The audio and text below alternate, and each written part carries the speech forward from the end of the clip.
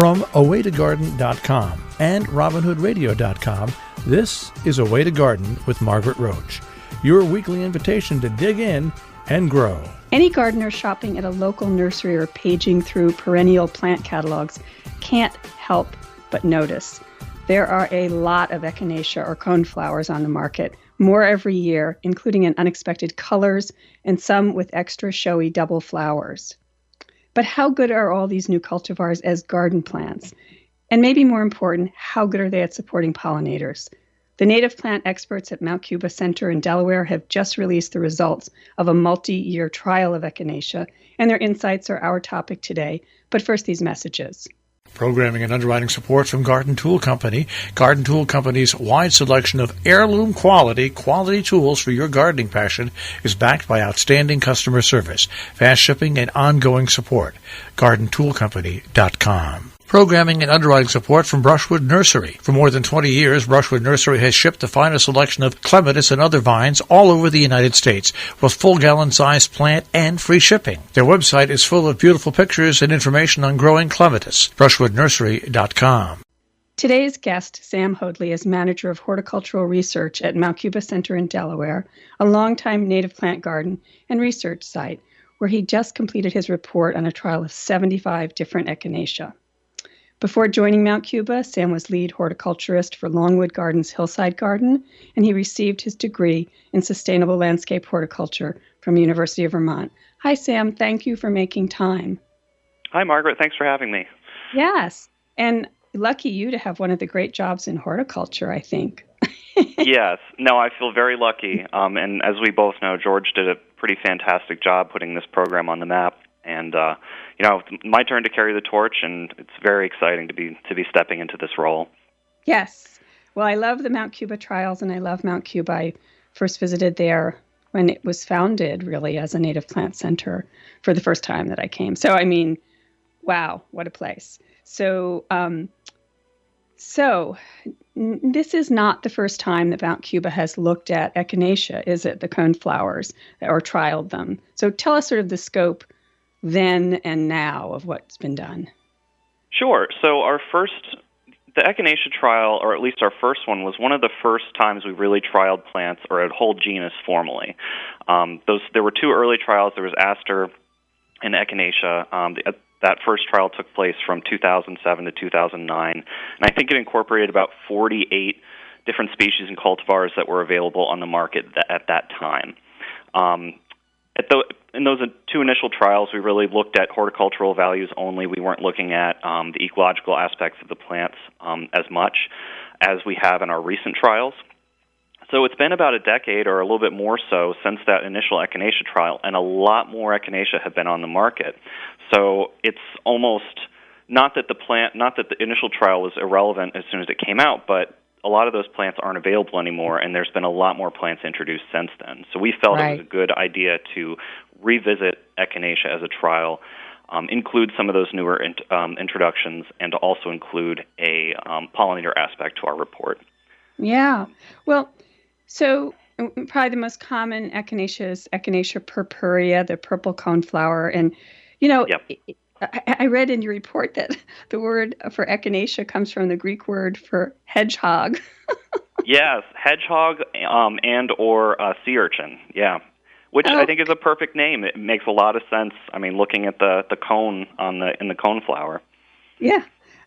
So it may be one of the country's most recognizable native wildflowers, wherever anyone lives. But it's not a widespread native, I don't think. Like, it's not native in the Northeast where I live or in New England.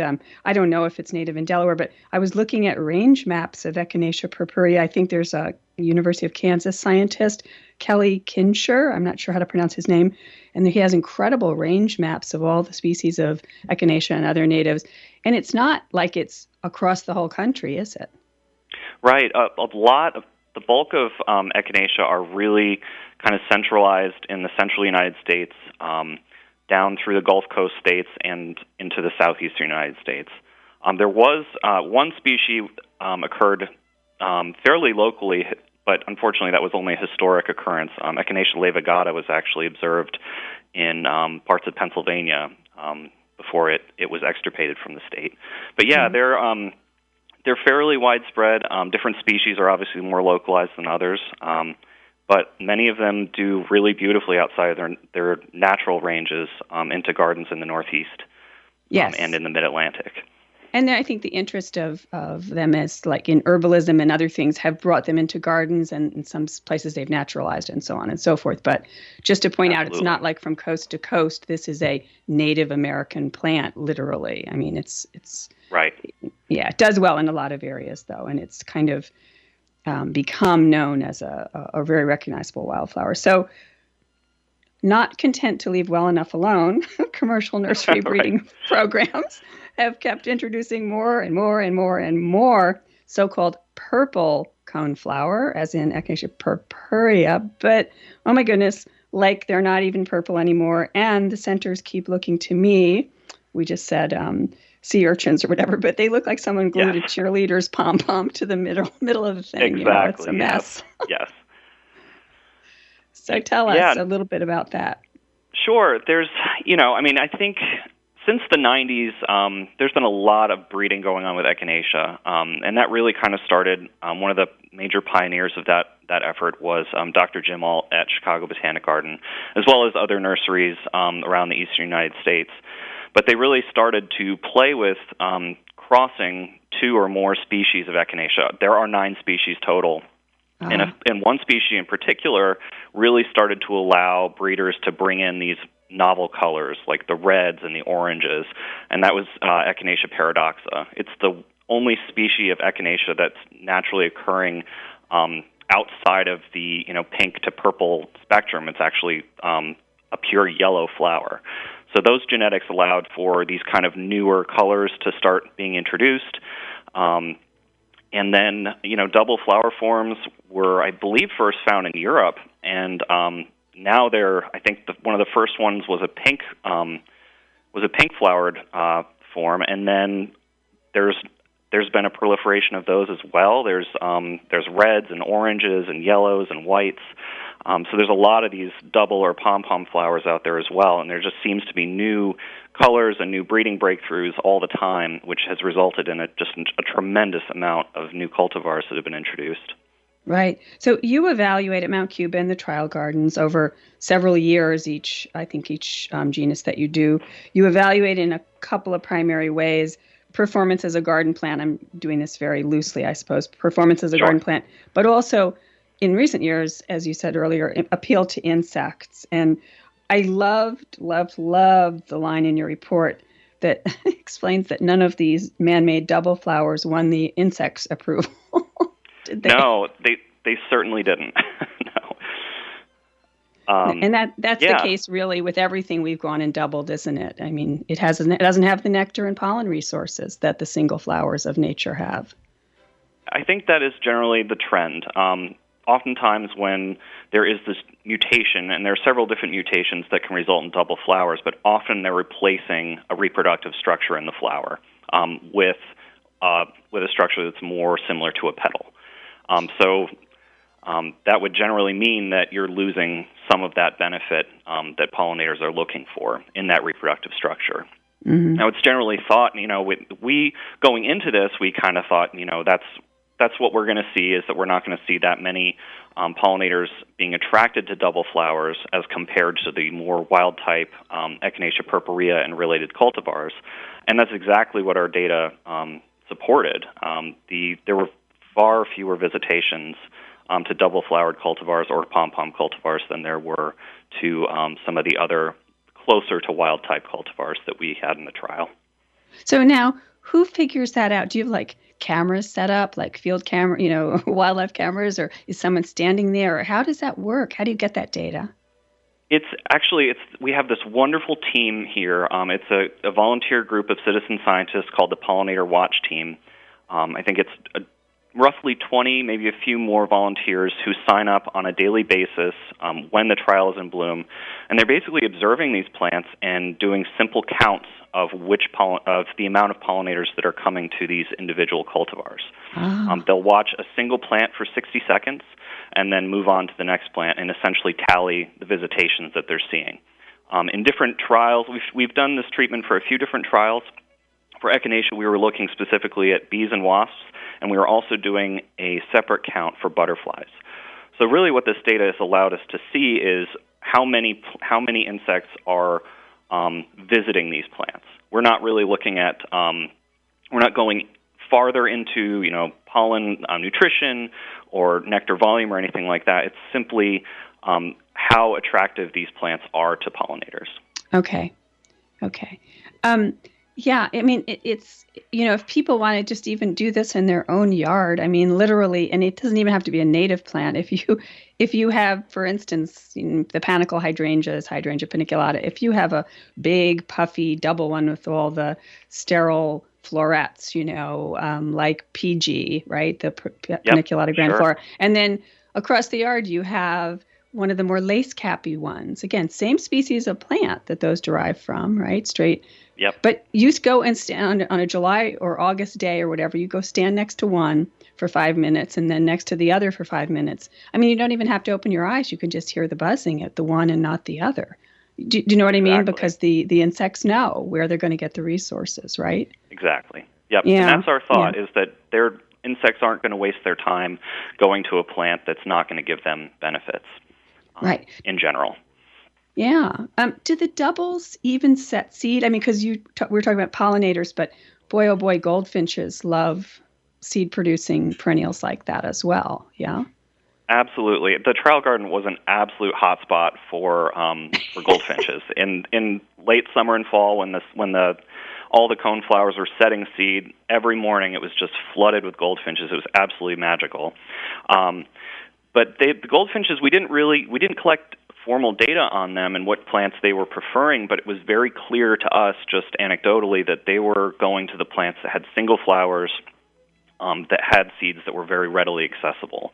Right. It's unclear. We did dissect some flowers especially the double flowers, to look for viable seeds. We didn't find many, if any, at all. But that doesn't mean that that it's impossible. It is possible, I suppose, to have a very light seed set or a few seeds, but more often than not, you're seeing the best seed set on the more wild-type single cultivars. Right. So if you want a lot of pollinators and you want a lot of goldfinches, you probably want to stick with the single flowers. Exactly. So, and the winners are, I mean, did any of the odd-colored ones were there any of those even in the top? You said bringing in the genetics from another species altogether to get those sort of orangey and gold and red colors and so forth. But did any of those even place highly? And tell us a little bit about some of the performance and what was kind of, quote, the winners. Sure. So some of the ones that had somewhat unusual colors into more of the red end of the spectrum did make it in. Echinacea Santa Fe, Echinacea Postman, and Kismet Intense Orange all made the list. I think actually Sombrero Hot Coral was in there as well. So some of those really were great plants, and it kind of shows how far breeding has progressed. I think some of the early initial cultivars that were the first breakthroughs into the color spectrum may not have been as reliably excellent garden plants. But Santa Fe and Postman have proven that how far this breeding has come to make these plants horticulturally superior. I think on some of my favorites, and really the one that I think is the biggest take-home message here, or one of the biggest take-home messages, was our absolute top performer, which was Echinacea Pallida. What's really special about this plant is that it was also the top performer in our first trial, so it really stood the test of time. Oh. It's very similar to the species Echinacea Pallida. It's a little bit more compact. The flowers have a slightly different shape. The petals are a little bit more pointed and a little more outwardly held. But it's a really stunning plant, extremely consistent, and, I mean, it has, again, stood the test of time. So that was one of my favorites. We knew early on this was going to be a great plant, just seeing it in the trial garden and how well it was performing. In the early years that this proliferation began, they caught my eye at the garden center when they first started appearing and in catalogs, just like everybody else's, because they were so different. And I tried a few, and I was so turned off because they didn't even come back the next year in most cases. Do you know what I mean? They were they were pushed too quickly to market some of the varieties. It sounds like there are some sturdier ones even in the different colors now. Yes, that's really what we're seeing, and I think breeders have put a lot of effort into making these plants longer lived, because I think that has been one of the biggest complaints, is that there's kind of a lack of longevity for some of these cultivars in the garden. Okay. So Picabella was the top performer, and wow, and so many years later, a repeat performer, so that's great. Yep. And any others that, like which one that was the most sort of different was a peak performer, and how was it different? Do you know what I mean? Which one that had been had human influence that looked the most different? Sure. I think Echinacea snowcone really fits that bill. Okay. It's a really, really compact plant. This is actually an introduction by Brent Horvath and Intrinsic Perennials in Hebron, Illinois.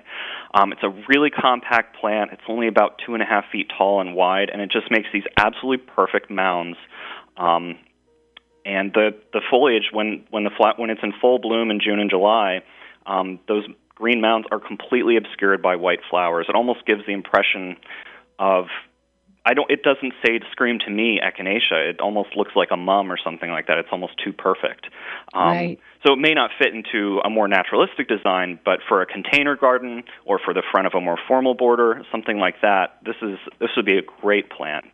And this is one that has a somewhat unknown but complex hybrid parentage. I believe Echinacea tennesciensis is in this hybrid.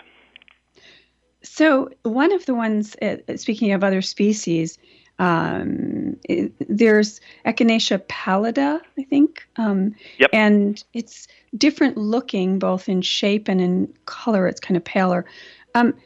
What about that? You included some of these other species in your trials, I think, as well, didn't you? Yes. Yeah. Yes. We included 5 species that are fairly available in the marketplace. Some of them you have to look for a little bit, but they are commercially available. There are an additional 4 species that we did not include in the trial that aren't generally found frequently in the market, and one of them is actually federally endangered. That's Echinacea Lavagata. So propagation and distribution of that plant is pretty limited and not as accessible in gardens. But we included Echinacea angustifolia, Echinacea pallida, Echinacea paradoxa, which was the yellow flowering species, Echinacea purpurea, which a lot of our cultivars and a lot of the top performers are derived from, and then Echinacea tennesciensis, which is a really cool species. I think there's been a lot of breeding done with that species as well, incorporating that into hybrids. This was actually an endangered plant, and recently in 2011, it was actually delisted thanks to some really good, successful conservation efforts in its native habitats in Tennessee. Oh, yeah. So there were quite a number of other species evaluated. That's great. I think you said that bees and wasps were popular visitors. Is that correct? Yes, we actually found that bees and wasps were the most frequent visitors. I think a lot of times we associate, at least I associate Echinacea with butterflies, because they always seem to be there. But as far as the percentage of visitors, I think butterflies were only about 5% of the total visitations. And that varied a little bit between cultivars. For example, Echinacea purpurea, Fragrant Angel, which was actually the best plant for attracting pollinators in our trial, had something like 14% butterflies, which actually propelled it to the top of the list. But most of the other cultivars, it was a very, very small percentage of their total visitation. Okay, but bees and wasps seem to really be taken with these plants, yeah. Absolutely, yes. Yeah. So I don't know if there's any other ones you want to shout out quickly, and then I just wanted to ask you kind of what you're on to next, because I know you're always on to something else. Oh yeah, absolutely. But maybe there's some other points that we haven't made about these plants, or maybe you have suggestions of how to utilize them, or I don't know, whatever you want to kind of throw out there, and then we'll move on to what's going on next. Sure. I mentioned briefly Echinacea purpurea, Fragrant Angel, and this was actually another plant that did beautifully in the first trial. It was our best white-flowered cultivar again, and it was really, really great and popular with pollinators. Two cultivars that I really, really loved were Echinacea Sensation Pink and Echinacea Glowing Dream. They're very similar plants. They have this really kind of intense glowing pink coral color. And Glowing Dream has some really stunning dark stems, which is was pretty unique in our trial. That color is just so saturated and so different, but they're extremely eye-catching. As far as use in the garden, I think there's echinacea here for everybody. I tend to lean more on the species end of things and cultivars that resemble species a little bit more in my home garden. But there's such a variety here. There really is an echinacea for everybody. I think the biggest take-home message for gardening with them is just make sure you have really well-drained soils, and full sun is best. So that's 6 or more hours of full sun a day is really ideal. Although some of the species, like Echinacea purpurea and I think Echinacea Lavagata, can take a little bit more shade, but you'll get your best flowering in full sun. Okay. So in the last few minutes, you dug them all out, and what the heck went in? I mean, how many things are you doing, and what's next kind of on the trial? I think I read that you're studying all the sedges, the carex. Is that one thing that you're doing somewhere? Yes, that's coming up. Actually, so next year you can expect a report on smooth hydrangea, so Hydrangea Arborescens. And we're looking at the exact same thing you were talking about with with Hydrangea paniculata. We're looking at the pollinator profiles of those as well. And we're finding exactly what you're saying, is that these double or these big mop-head flowers are very different from the lace-cap flowers as far as their ability to attract pollinators. Carex is coming up after that. We have Vernonia in the trial garden, so ironweeds. Ooh, and the ironweeds are so great. Yeah, I'm really excited about them. Definitely kind of unsung heroes of the fall garden. And speaking of fall gardens, we also just planted as a replacement for the Echinacea our Solidago trial, which I'm also looking forward to quite a lot. So the goldenrods, it's funny, Sam, I had a naturalist here. I've said this on the program before, once or twice over the years, but maybe 3-4 years ago, we did a workshop, and I have a little meadow above my house, and sure. I'm complaining to the workshop students. I'm saying, oh, well, I'm really concerned because I have this Canada goldenrod, and, it's going to take over my whole little meadow, and oh no, and one species, and in other words, and the naturalist, the scientist I was working with, she walked into the little meadow while I was blathering to the students, and she came back with 5 stems of 5 different plants. She laid them down on the grass, and she said, well, actually, Margaret, she was very polite. Actually, Margaret, you have 5 species of Solidago, but you don't have the Canada goldenrod. Very good. Oops, there's Margaret. A ton of them, and they're not very well known. And we have many species that I think will be trialed on a horticultural level for the first time in our trials here. Oh, they're such productive plants, and both in flower and then in seed as well. I mean, a lot of, there's a lot going on. They provide a lot of life in the habitat and in the ecosystem. So, that's great. Absolutely. That's very exciting. Yes. So, so are you kind of getting ready for spring? Do you have snow, or what's the situation there right now as we get halfway through February or so to the second half of February? Yeah, we're starting to gear up. We're kind of doing a lot of prep work to start data collection. We're going to start really collecting data in April on the Carex trial, and then most of the other trials, the Vernonia, Solidago, and Hydrangea, will really start in May. But as soon as we do have a little bit of snow on the ground, I think a little bit more is coming tomorrow. But we'll be out in the gardens getting things prepped and cleaned up and ready for visitors when we open in April. I'm excited for spring. Yeah, I think we're all a little cabin fever-ish at the moment, especially after this crazy last year. Well, Sam Hoadley, from the Trial Gardens at Mount Cuba Center in Delaware, I'm so glad to finally make your acquaintance, at least out loud. And I hope you're going to keep me posted about what's up, and especially with those carex. I mean, I can't wait to hear about them. So please holler anytime. Okay? Absolutely. All right. Talk to you again soon. All right. Thanks for having me, Margaret.